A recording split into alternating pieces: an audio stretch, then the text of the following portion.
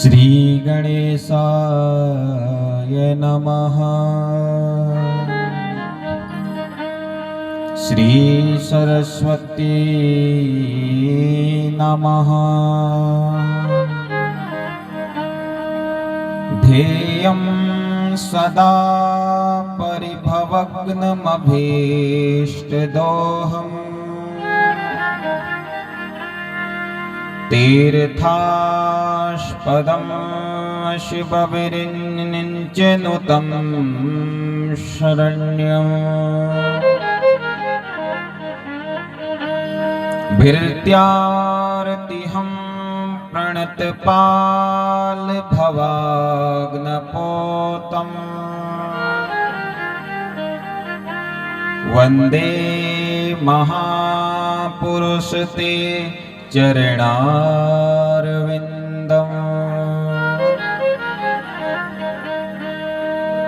गुरुर्ब्रह्मा गुरुर्विष्णु गुरुर्देव महेश्वरः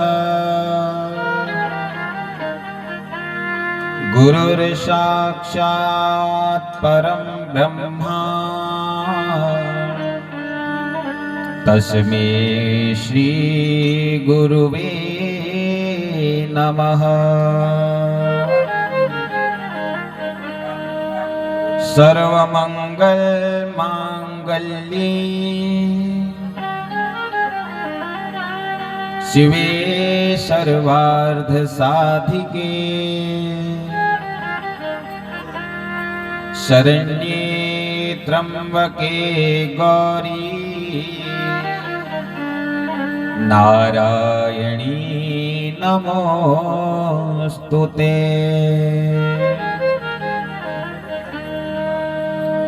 भक्ति भक्त भगवंत गुरु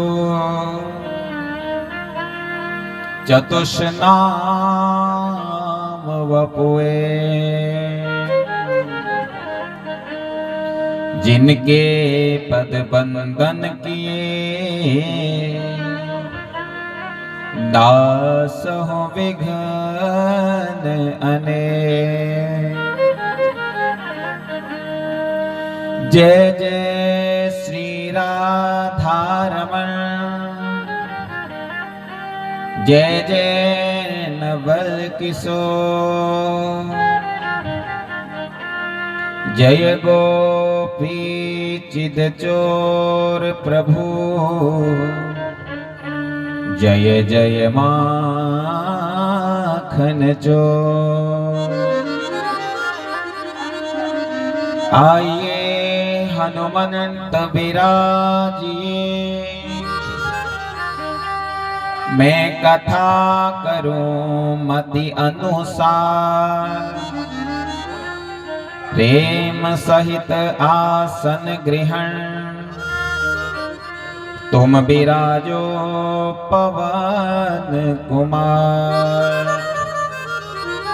तुम विराजो पवन कुमार तुम विराजो पवन कुमार।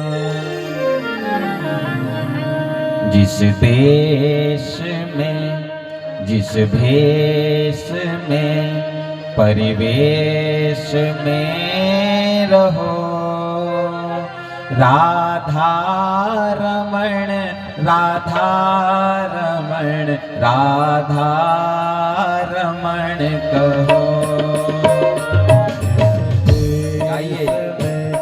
जिस देश में परिवेश में रहो राधा रमण राधा रमण राधा रमण कहो। राधा रमण राधा रमण राधा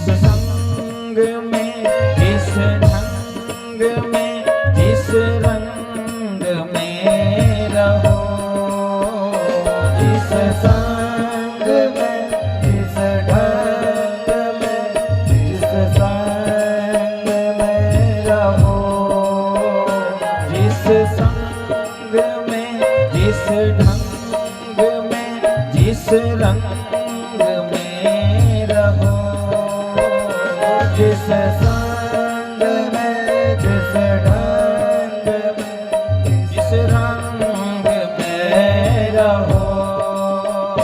राधा रमण राधा रमण राधा रमण कहो, राधा रमण राधा रमण राधा रमण कहो।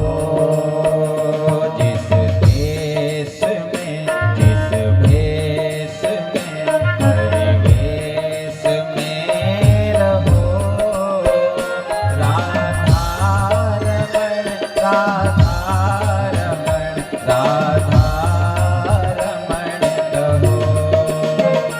जिस देश में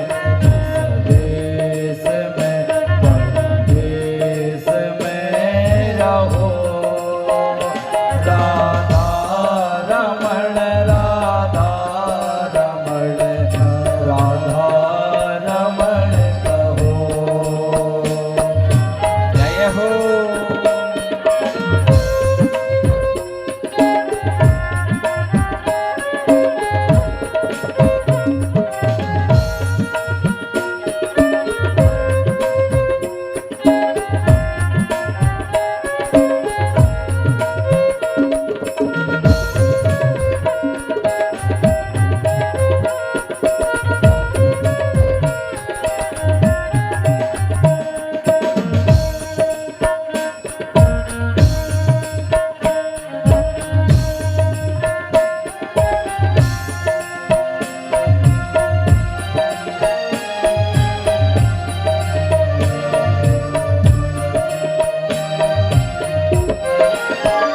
जिस भोग में जिस योग में जिस रोग में रहो, जिस भोग में जिस योग में जिस रोग में रहो, जिस भोग में जिस योग में जिस रोग में रहो, जिस भोग में जिस योग में जिस रोग में रहो। राधा रमण राधा रमण राधा रमण कहो, राधा रमण राधा रमण राधा रमण कहो। जिस देश में जिस भेष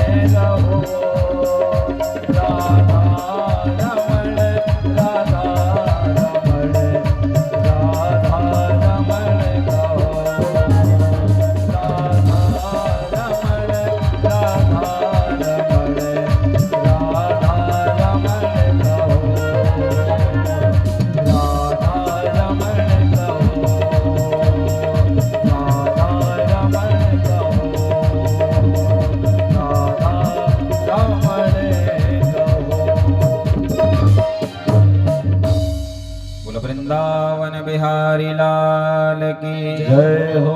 सद्गुरुदेव भगवान की जय हो। श्रीमद् भागवत महापुराण की जय हो। उत्तराखंड धाम की जय हो। नमः पार्वती पतये हर हर हर महादेव।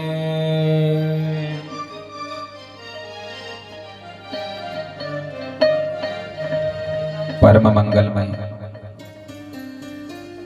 अखिल कोटि ब्रह्मांड नायक अकारण करुणा वरुणालय सच्चिदानंदमय त्रिगुणात्मकाय जगत पालक जगत अभियंता जगत संचालक नटवर नागर नंद नंद नंद गोप यशोदा नंदन हम सबके अंतःकरण में विराजमान वह आत्मा राम वह भगवान श्री कृष्ण भगवान की ही विशेष अनुकंपा से प्रभु का यह प्रत्यक्ष वांग्मय स्वरूप श्रीमद् भागवत महापुराण उत्तराखंड राज्य के उधम सिंह नगर जिले के दिनेशपुर खटोला में श्रीमान गुलाब गिरी जी गोस्वामी जी के इस पावन प्रांगण में विगत 6 दिवसों से श्रीमद् भागवत रूपी रसगंगा का रसाह प्रवाह हो रहा है और कथा का आज 6ठ दिवस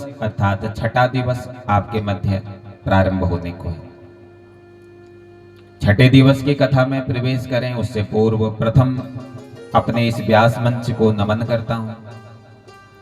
अपनी आराध्य मां जगत जननी जगदम्बा को नमन करते हुए प्रातः काल से दिशाओं को वेद मंत्रों से पवित्र कर रहे निर्मल कर रहे ऐसे पूज्य आचार्यों के हृदय में जो मेरे गोविंद विराजमान हैं, उन गोविंद के श्री चरणों को मैं नमन करता हूं।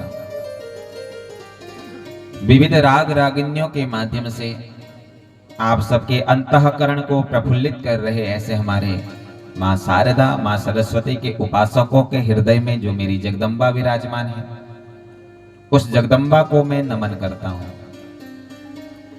कथा में विराजमान मेरी शक्तिमती स्वरूपा माताओं के हृदय में जो मेरी जगदम्बा भीत है, उस जगदम्बा को मैं नमन करता हूं। इस कथा में विराजमान सज्जनों के हृदय में जो मेरे गोविंद विराजमान है, उस गोविंद के श्री चरणों को मैं नमन करता हूं। सभी को नमन करते हुए आज प्रवेश करते हैं 6ठे दिवस की कथा में। यह कलिकाल न साधन दूजा जोग यज्ञ जप तप नहीं पूजा। इस कलिकाल में भगवान को प्राप्त करने का बड़ा सरल माध्यम है। तुलसी बाबा ने तो रामचरितमानस में लिखा कि यह कलिकाल न साधन दूजा जोग यज्ञ जप तप और पूजा। तो पूछा गया महाराज आप कह रहे हो ना जोग लेने की आवश्यकता है, ना यज्ञ करने की आवश्यकता है, ना जप करने की आवश्यकता है, ना तप करने की आवश्यकता है, तो भगवान की प्राप्ति कैसे होगी? कैसे गोविंद हमें प्राप्त होगा?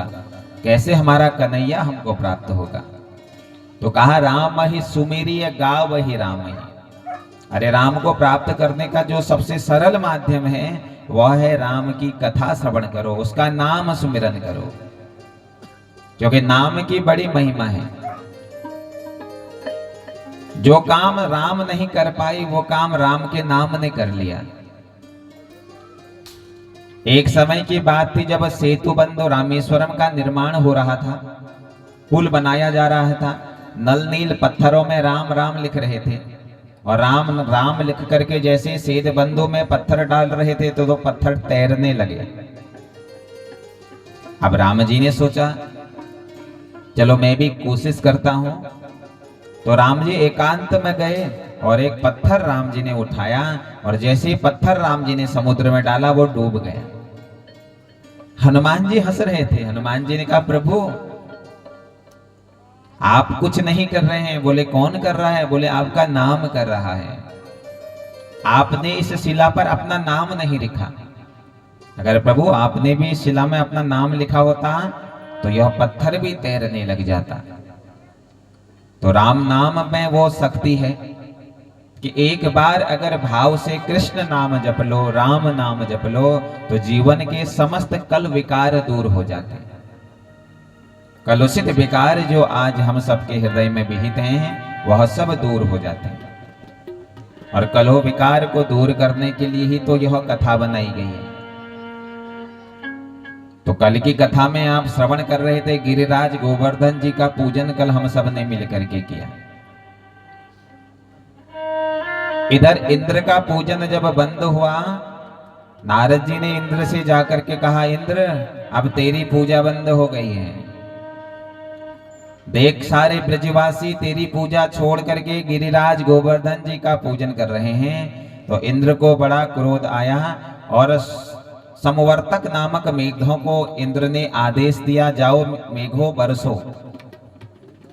और इतनी तेज बरसना कि सारा ब्रजमंडल बह जाए।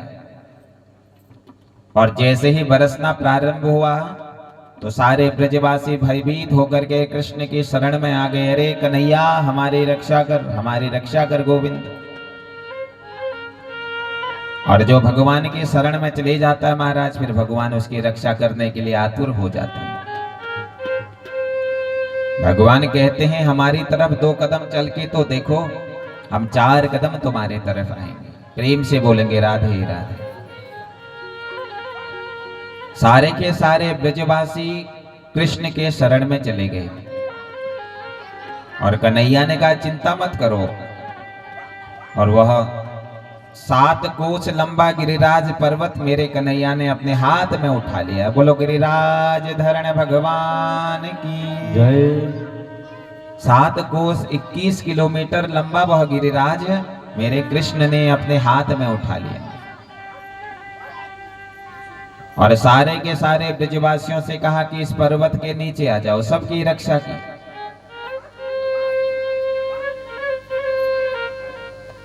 सुखदेव बाबा कथा सुना रहे हैं और परीक्षित जी कथा सुन रहे हैं। परीक्षित जी कहते हैं महाराज जब समंतक नामक मेघों ने बरसना प्रारंभ किया तो उस मेघों का वह जल कहां चला गया था। तब कन्हैया कहते हैं वह जो जल था, वह जल वाचालम वालिसं स्तब्धम मग्यम पंडित मानिना कृष्णम मत्यमुपाश्रित्य गोपो में चकरु प्रियम तस्मान मच्छारणम गोष्ठम अनाथम मत परिग्रहम गोपयो स्वात्मयोगेन सोयम में व्रत आहिता। बोले सारा का सारा जल अगस्त्य ऋषि पी गए। एक बार राम जन्म की बात थी।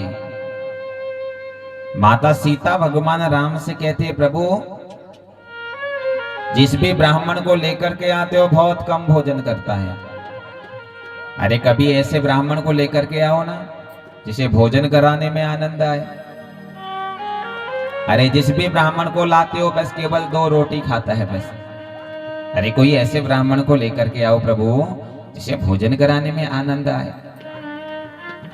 तो भगवान ने अगस्त्य ऋषि को बुलाया, कहा अगस्त्य जी आइए और आकर के हमारे घर में भोजन करिए। तो अगस्त्य जी भोजन करने के लिए आए। माता सीता भोजन बनाने लगी। भोजन बनाते बनाते माता सीता थक गई, लेकिन अगस्त्य मुनि अभी थके नहीं है, भोजन किए जा रहे हैं।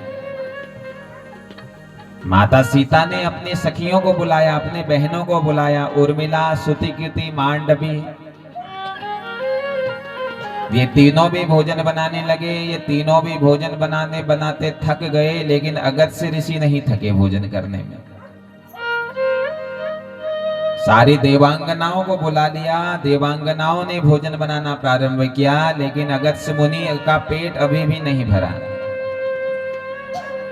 गणेश जी के साथ रिद्धि सिद्धि भी आई है, वो भी भोजन बनाने लगी, लेकिन अगस्त्य मुनि का पेट अभी भी नहीं भरा। और जब सब हार गए तो भगवान राम ने कहा अगस्त्य जी अब हो गया। तो अगस्त्य जी कहते हैं प्रभु भोजन तो करा दिया, अब जल भी तो पिलाओ। भगवान ने कहा राम जन्म में केवल भोजन है, आने वाला जो कृष्ण जन्म होगा उस कृष्ण जन्म में तुमको जल पिलाया जाएगा। और जब सवंतक नामक मेघों ने बरसना प्रारंभ किया तो मेरे कन्हैया ने अगस्त्य जी को बुलाया और अगस्त्य जी आकर के सारा का सारा जल पी गए। इधर जब 1 वर्ष के बाद इंद्र ने ब्रज के दर्शन किए तो ब्रज जैसे पहले था वैसा ही ब्रज आज भी विराजित है।